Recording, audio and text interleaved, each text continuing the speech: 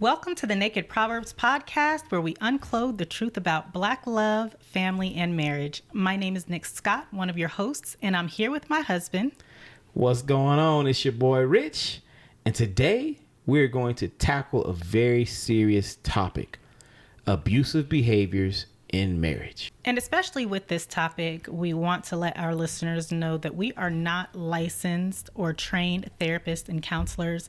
While we do have a lot of experience in the area of marriage, we are here really to share our opinions, our advice, and our experience that we've learned through the course of our marriage.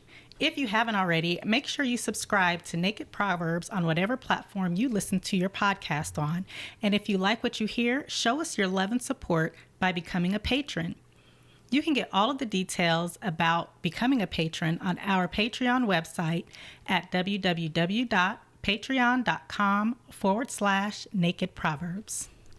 So we want to take a moment, as always, and say thank you to our listeners. You know, I was listening to the radio yesterday, and the host was saying that he never takes it for granted that when he walks out on stage, there's actually somebody in the audience. And for me, I feel the same way. We never want to take it for granted that you're tuning in. So thank you so much for listening. So today we're going to talk about abusive behavior. And one important piece to me is making sure that people understand what types of behavior can be considered abusive in a marriage, in a relationship. Too often, people get caught up on the physical side of domestic violence. And I'm not saying that that's not important, but there are other types of abuse in a marriage, in a relationship, that can be just as dangerous. So with it being Domestic Violence Month, we really want to just take a moment and discuss abusive behaviors. Because the fact of the matter is that abusive behavior affects millions of Americans, and it's both men and women of every race, every religion, every culture, and every economic status. It's not just punches and black eyes, like my husband just said. It's yelling, it's humiliation, it's stalking, manipulation, coercion, threats, and isolation are all forms of abusive behavior. It even goes as far as stealing a paycheck, keeping tabs of your partner online, nonstop texting, and constant use of the silent treatment, or calling somebody stupid to the extent that they actually start to believe it. I mean, then there's sexual abuse. Some of the things you described are psychological abuse, emotional abuse, financial abuse, and then, of course, there's domestic abuse. And, you know, you mentioned that it impacts men and women, but it also impacts children. Because when you have children that are growing up in an environment where they think that's the norm, or they see these things happening, they can very easily grow up believing that that's just normal behavior, and end up in an abusive relationship and not even realize that they're in an abusive relationship. Our children are watching and listening to every single thing that we're doing. And it doesn't matter if you have same-sex children or not.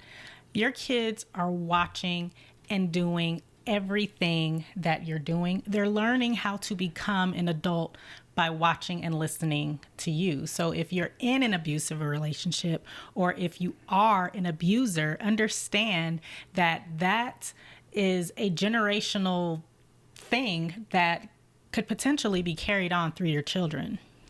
And just to really understand the seriousness of this, you know, they say that every 9 seconds, a woman in the U.S. is beaten or assaulted by a current or ex-significant other. Every 9 seconds.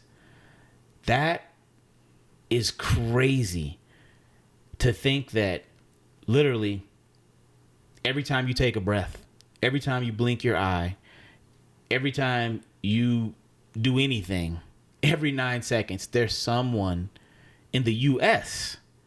that's beaten or assaulted. So we're not talking about worldwide. We're not talking about in third world countries or countries where, you know, we believe that men are beating down women. We're talking about right here in the good old U.S. of A. Yeah, and I think that is an important thing to note, that this Domestic Violence Awareness Month is something that is observed here in the United States of America. And the way that it came about, it was back in 1981, and it was started by the National Coalition Against Domestic Violence. And it began as just a day of unity to connect battered women's advocates across the country. And since then, it has grown to a national scale and to become a whole month long of observance. A lot of times here in America, we are very familiar with October being Breast Cancer Awareness Month, or even Latino or Latinx Heritage Month. But it's also Domestic Violence Awareness Month. We talked about earlier the different types of abuse, but how do you really know when you're in an abusive relationship? Because like the example we gave earlier of children growing up in an abusive household, and they think that's the norm, right? They think that hearing someone yelling all the time or someone punching the wall or punching someone is a normal behavior. So what are some ways that we can identify when we're in an abusive relationship? The most obvious way, we kind of talked about it at the beginning of this conversation, and that is when your partner has or is hitting you, beating you, or strangling you. And those are all physical, right? So those are pretty easy, I think, to recognize. If your partner is putting their hands on you in a way that is causing you pain, unwanted pain in any kind of way, then you're probably in a physically abusive relationship. And I think that many times it's easier to identify that than it is to identify you're in an abusive relationship from a verbal standpoint or a non-physical standpoint.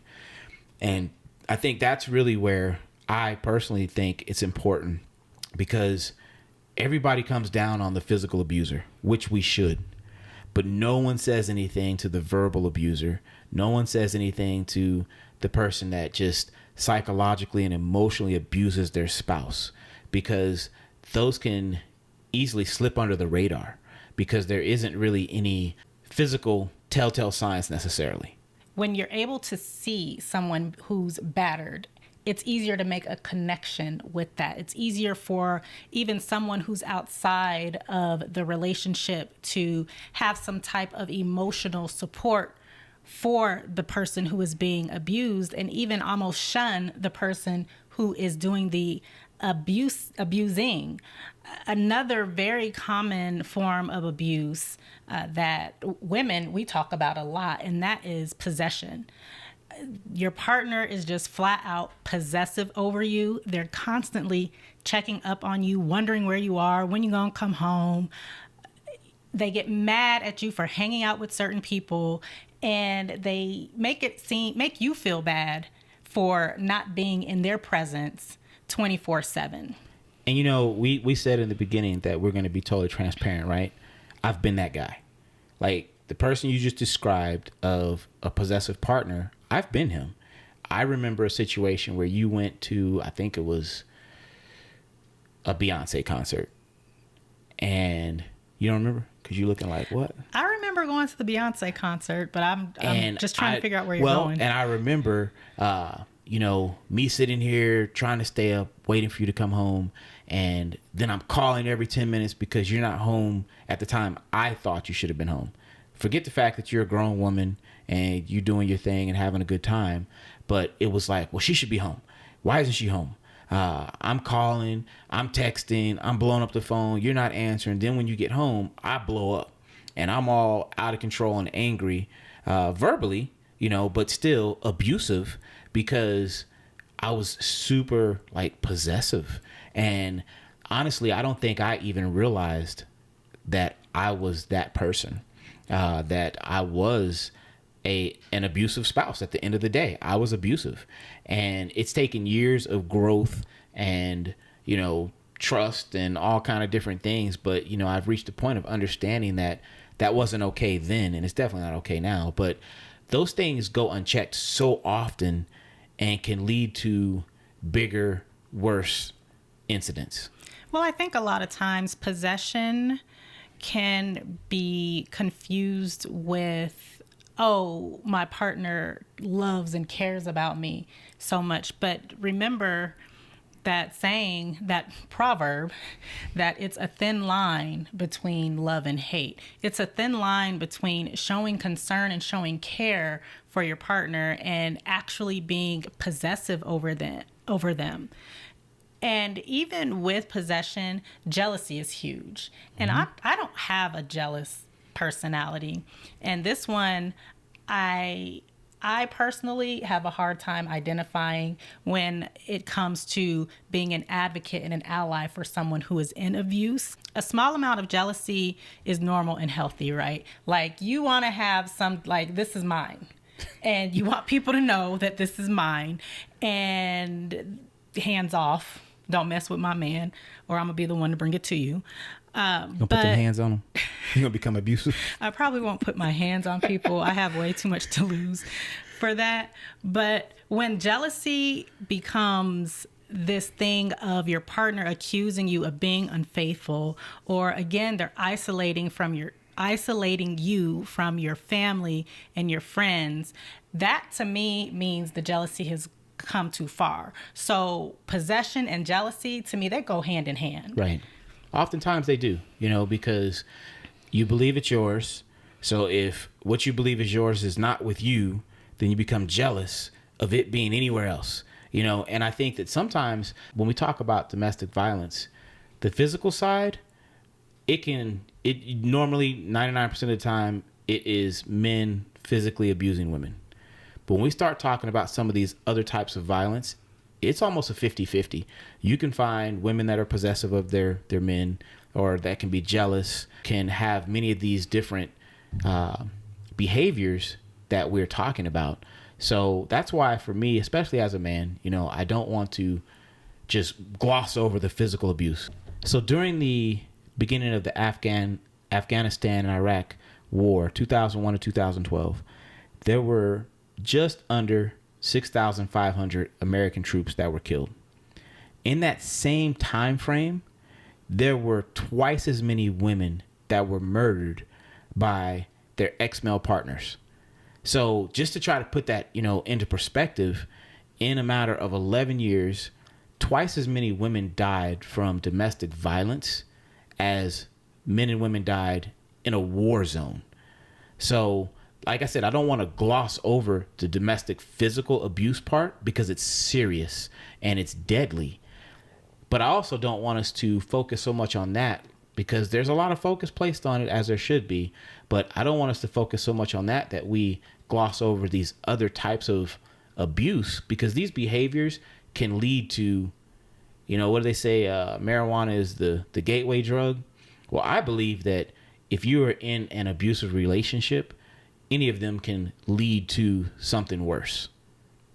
I agree. Again, that physical piece is very easy to identify, right? Because it's almost like when you see a disabled vet, going to your statistic about the war, when you see a disabled vet who's in a wheelchair because they've lost a limb, you know that is a disabled vet, and you have no problem having an emotional connection to that. But when you see a disabled vet who, quote unquote, looks normal, looks like me, looks like you, the emotional connection isn't there because we don't have anything to physically grab onto. There's nothing tangible for us. So things like when your partner is threatening you or your family, or if your partner is sexually abusing you, if they ever push or shove or hit you or make you have sex with them when you don't want to, those are all also forms of abuse that may or may not be seen to the outside world. And they're easily, I think, missed by the person that's being abused. If you're in a marriage and you are not feeling like having sex for whatever reason, and your partner just forces himself or herself onto you and forces you to have sex, you know what? That's not okay. If you're the non-working spouse in a relationship and your husband or your wife is the breadwinner, as they call it, and they're bringing in all the money, and they don't let you have money unless you do certain things, or they don't let you know what's going on with the accounts, or they have hidden accounts, or they have secret bank accounts and secret investments. That is financial abuse. That is a form of abuse. And at the end of the day, there is never room for any type of abuse in a healthy marriage. If your goal is to have a healthy, happy, just thriving marriage, relationship, family unit, then you have to be willing to identify areas where you may have some abusive behaviors and change that. And that may not mean you just wake up and say, I'm not going to do that anymore. That might mean you get family counseling, or, you find help in whatever way possible. But you have to be willing to at least identify the behaviors that they exist.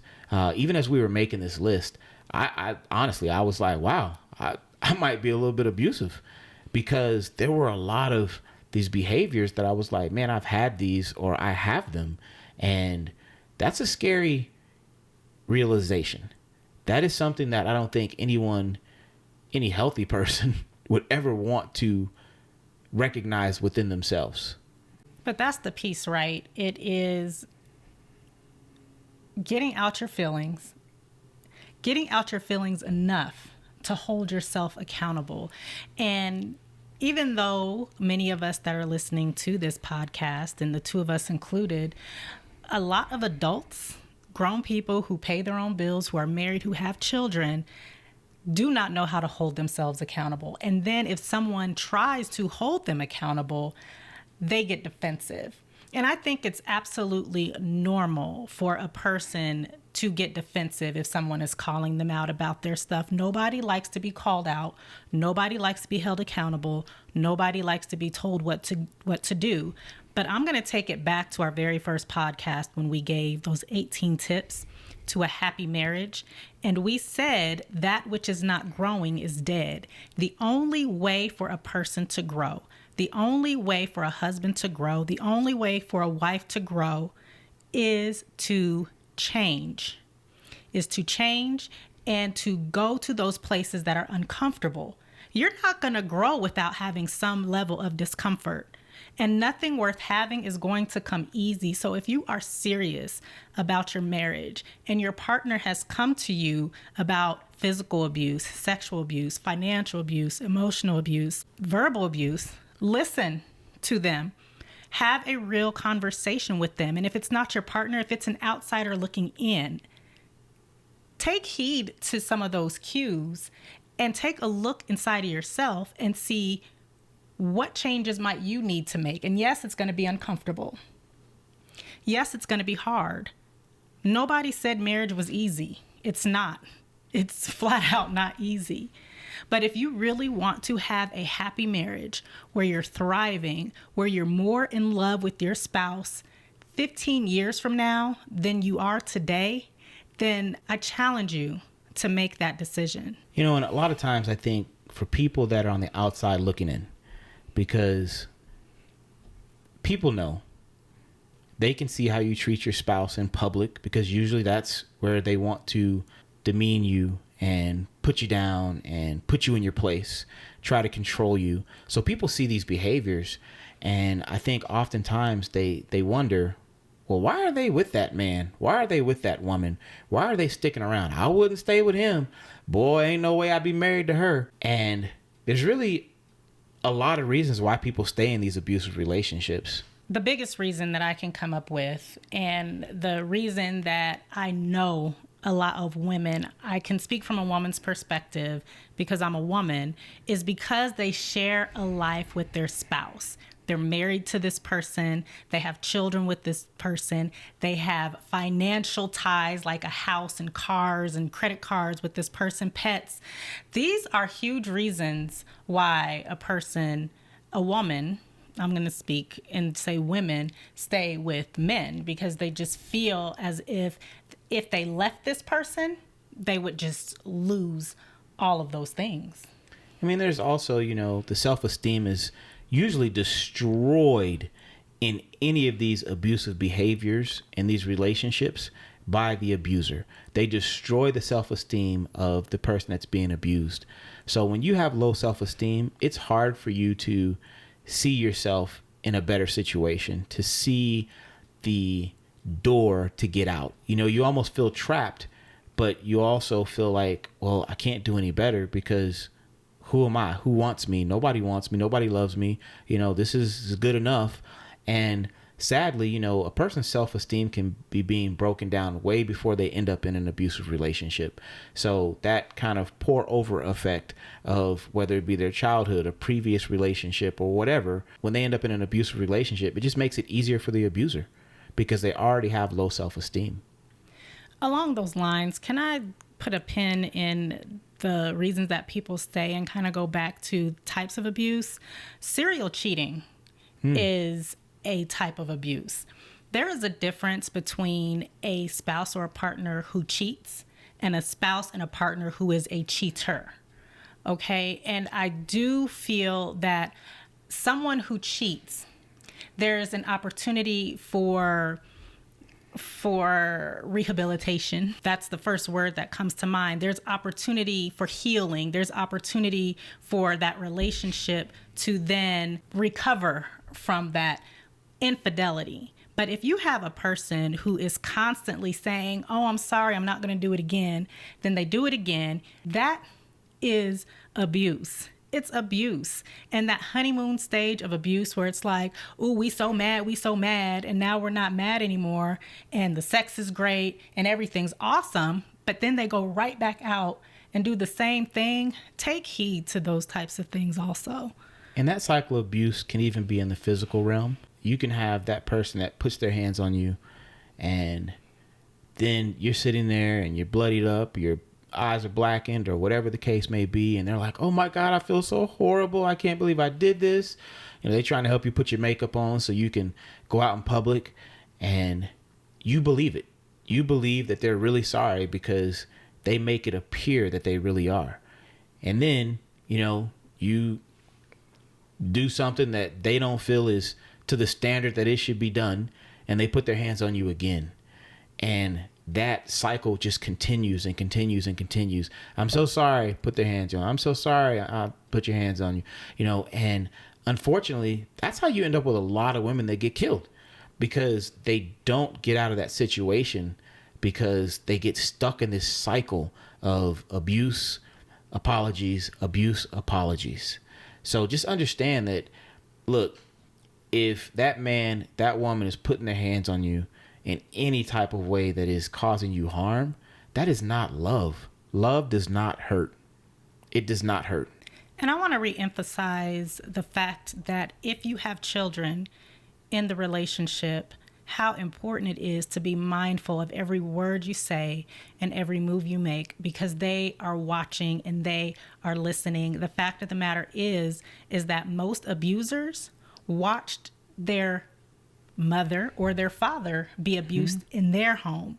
So if you want to end that generational cycle of being an abuser or being abused, please, please, please be mindful of the things that you're doing, the things that you're saying in front of your children. How you're treating your spouse is how your child is going to grow up treating their spouse. Or be treated by their spouse.